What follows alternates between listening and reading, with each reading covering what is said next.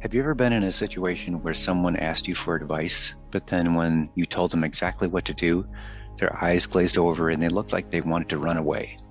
Whatever it is you told them to do, they come up with every excuse in the book why they can't do it. Okay, but I want to lose weight, but I can't give up pizza. I love it too much. I want to find a new job, but I'm terrible at interviews. So it's just more secure to stay at my current company and in my current position. Or, I want to save money, but I don't want to read any books on money management. They're a waste of time. They're all the same and it won't work in my situation anyway. Or, I want to find that special person in my life, but dating sucks and it takes so long to find the right person. So I'm just better off staying single. What the hell? This happens all the time with millions of people. Not only is it extremely frustrating to hear people sabotage themselves like that, it's much more frustrating hearing people complain about people who sabotage themselves like that. For example, when some people finally learn the path to effectively losing weight and then do it, they've acquired the knowledge and then applied it, and it worked. But when their spouse or best friend asks them how to do it, exact instructions are given, and they end up doing nothing to change themselves.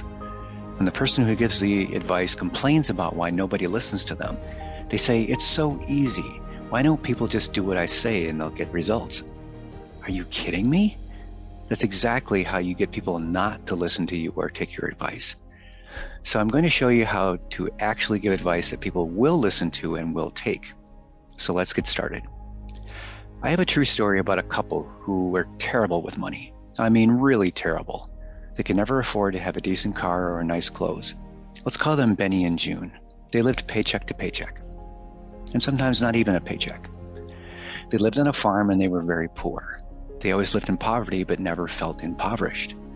Out of the 8 children, they gave birth to a son who rose from poverty, went to college and graduated, and made a good life for himself. Out of all 8 children, he was the only one who graduated from college.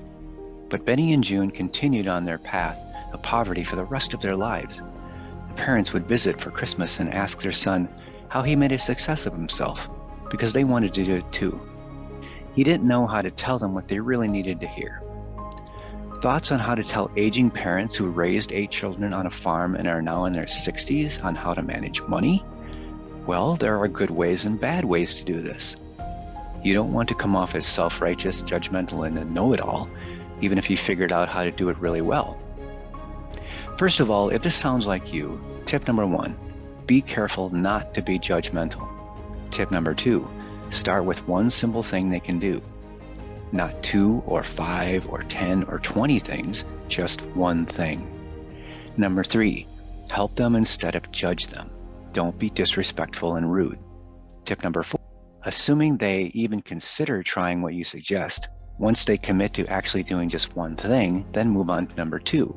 That means asking if they are comfortable and ready to move on to number 2.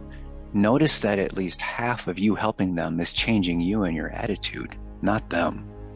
Some of the worst people in the world are people who just learned enough about something to be dangerous. Typically, people who just learned some latest, greatest nutrition info, or heard about a new strength training technique, or found some great tips on personal finance, or joined some community activism campaign, or joined a new religion. They've gone through a personal journey of deciding to change their life in some monumental way that makes them feel great. But now they believe everyone needs to join them, without realizing that only a month ago, they probably wouldn't have wanted to hear anything about this. Don't be that person. So what do you do when someone asks you for advice? Tip number 1, resist the temptation to launch into how simple and easy it is. If it was easy, everyone would be doing it. Don't even start with this phrase. Tip number 2, measure how serious they are. Do they want to just complain? There are plenty of people out there who just do this. They just want someone to tell them they're doing just fine. Some people just want to be heard and validated. Or do they actually want detailed, specific advice? Then ask them one question. How serious are you? The next part is absolutely critical, so listen closely. If the response is something like, "I'll be ready once my kids are out of the house," or "I'll be ready when I get that raise I've always wanted," or "I'll be ready as soon as my bonus check clears," drop the subject and tell them, "You'll do just fine. I'm sure you'll figure it out." If they respond with something like, yes, I'm ready, I'll do anything you say, you're in business. They are receptive and they want to take action. People who are serious and actually want good advice will say very specific words, not generalized bull. Anything else is not worth your effort. It's like shouting into the wind.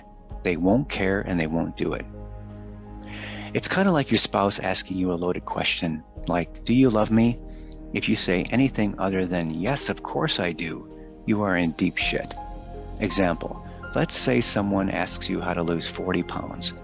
You listen, confirm what they're saying, and then you say, well, yes, I can tell you exactly how to do that, but just curious, how serious are you?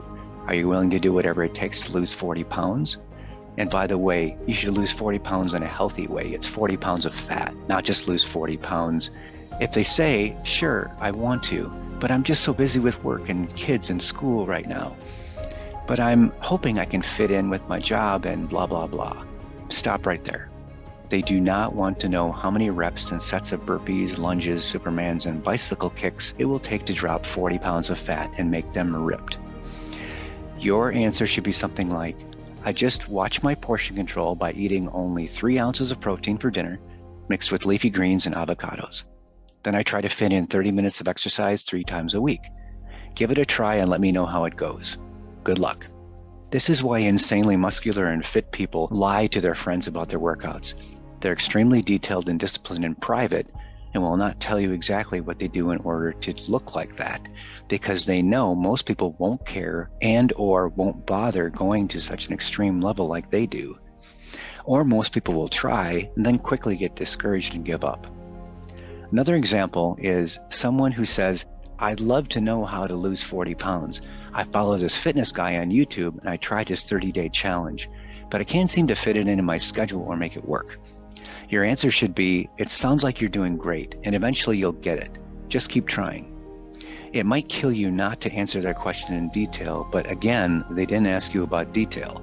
They really don't want any technical advice. They want a cheering section and for people to tell them how good they're doing. There's nothing wrong with that. Encourage them. They are probably having fun learning. Let them have some dignity. Last example, someone says, I am so pumped to get started. I've tried 3 sets of 10 burpees, 3 minutes of fast bicycle kicks, and 2 minutes of bear crawls as part of a 12-minute cardio blast. But I really want to know how to work this into my hectic family schedule. I've seen you progress for 2 years, and I need to know exactly what works for you. Your response should be, excellent, let me tell you. I start by keeping a detailed record of my portions and meal times for 2 weeks, just to get it to stick. Then I spend 40 minutes in the gym, 20 minutes pool running, and 20 minutes strength training with just body weight. That's 3 times a week. Then I completely switch up exercises after 3 weeks. But it really doesn't matter what you do, you just have to commit to it and do it regularly and consistently. Email me tomorrow and I will send you a complete workout routine. Bam, there you go. There are 2 things I did in this last example. Number 1, I gave them a detailed technical workout with specific time frames, not every single detail. I want to see if they will follow up. Number 2, I told them to email me and get the rest of the results tomorrow. This is the final test to show if he is super serious and will follow through. I am 100% sure he will be contacting me. He sounds like he's ready. It is very rare that someone actually says, I'm serious, let's do it. Almost no one wants advice on the level of actually following through. What most people want to do is complain, or they want to be validated and heard. Fewer than 1 in 1,000 people actually want to change their attitude and behavior. It took me a long time to figure this out. Once you understand this, you'll start to learn to be more understanding and empathetic towards people, instead of being smug, bitter, judgmental, and frustrated. Even though people say they are dead serious and really want to change, you don't need to dive in that deep yet and start spewing all of the technical ins and outs of weight loss or strength training. They just aren't ready yet. You need to test the waters with them first and drip the advice a little bit at a time. Otherwise, you'll overwhelm them and scare them away. People have barriers, and some are really, really hard to break down. Anyone can say they're serious, but it takes a very special person to say, I'm serious. What do I need to do to get started right now? Give me details, please. So summing it up, the next time you get the urge to complain about people not taking your advice, Maybe you just never studied about how to actually give really good advice. So what is the secret to giving really great advice?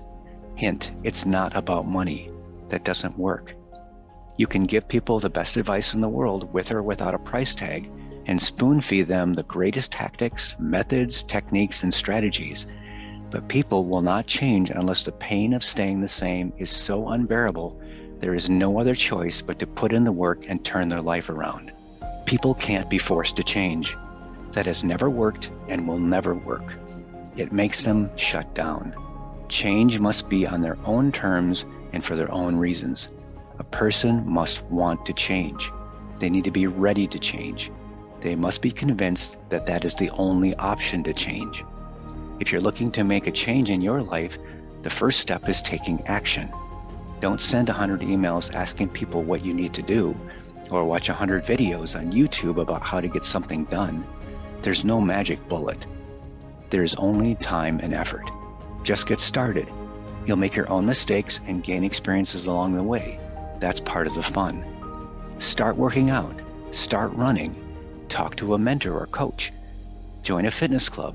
Join a basketball group. Start a friendship. Start a business. Join a committee. Whatever. Just start. You'll be amazed at how many great people you'll find that are anxious to help you succeed. But show them you mean business. Here's a great quote to remember as a final thought. Don't walk behind me, I may not lead.